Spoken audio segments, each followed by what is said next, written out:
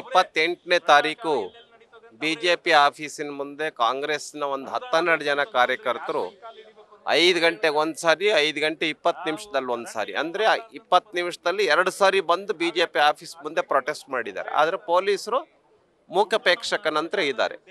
ಅಂದರೆ 20 ನಿಮಿಷದ ಅಂತರದಲ್ಲಿ 2 ಸಾರಿ ಪ್ರೊಟೆಸ್ಟ್ ಮಾಡೋದಕ್ಕೆ ಪರ್ಮಿಷನ್ ಕೊಟ್ಟಿರುವಂಥ ಪೊಲೀಸರು ಯಾಕೆ ಅವ್ರನ್ನ ಅರೆಸ್ಟ್ ಮಾಡಲಿಲ್ಲ, ಯಾಕೆ ಅವ್ರ ಮೇಲೆ FIR ಮಾಡಲಿಲ್ಲ, ಇದನ್ನು ನಾವು ಕ್ವಶನ್ ಮಾಡ್ತಾ ಇದ್ದೀವಿ.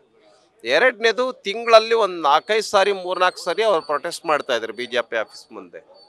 ಅವರಿಗೆ ಅವಕಾಶ ಕೊಡೋದಾದರೆ ನಾವು ಕಾಂಗ್ರೆಸ್ ಆಫೀಸ್ನ ಮುಂದೆ ಮಾಡೋಕ್ಕೆ ಭಾಳಷ್ಟು ಸಮಸ್ಯೆಗಳಿದೆ ಈ ಸರ್ಕಾರದ ವಿರುದ್ಧ ಮಾಡೋಕ್ಕೆ.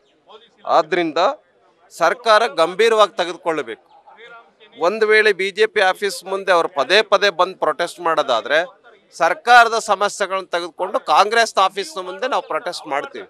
ಒಂದು ರೀತಿ ಪೊಲೀಸರು ಕೂಡ ಒಂದು ರೀತಿ ಕಾಂಗ್ರೆಸ್ನ ಬೇಕಾಗಿರೋ ರೀತಿನಲ್ಲಿ ಇವರು ನಡ್ಕೊಳ್ತಾ ಇದ್ದಾರೆ. ಅದು ಸರಿಯಲ್ಲ ಪೊಲೀಸರ ವರ್ತನೆ ಅನ್ನೋದನ್ನು ಕೂಡ ಹೇಳ್ತಾ ಕಾಂಗ್ರೆಸ್ನ ನಾಯಕರಿಗೆ ನಾವು ಹೇಳೋದಕ್ಕೆ ಬಯಸ್ತೇವೆ, ಒಂದು ವೇಳೆ ಈ ರೀತಿ BJP ಆಫೀಸ್ ಮುಂದೆ ಪ್ರೊಟೆಸ್ಟ್ ಮಾಡೋದನ್ನು ನಿಲ್ಲಿಸದೆ ಹೋದರೆ ಕಾಂಗ್ರೆಸ್ನ ಆಫೀಸ್ನ ಮುಂದೆ ಒಂದು ಬಹಳ ದೊಡ್ಡ ಹೋರಾಟವನ್ನು ನಾವು ಮಾಡಬೇಕಾಗುತ್ತೆ ಅನ್ನುವಂಥ ಎಚ್ಚರಿಕೆಯನ್ನು ನಾವು ಕೊಟ್ಟಿದ್ದೇವೆ.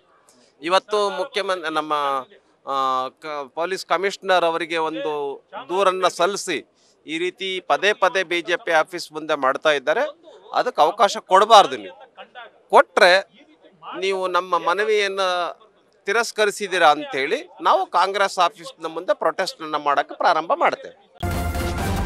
ನ್ಯೂಸ್ ಫಸ್ಟ್, ನಿರ್ಭೀತಿಯಿಂದ ನಿಮ್ಮ ಪರವಾಗಿ.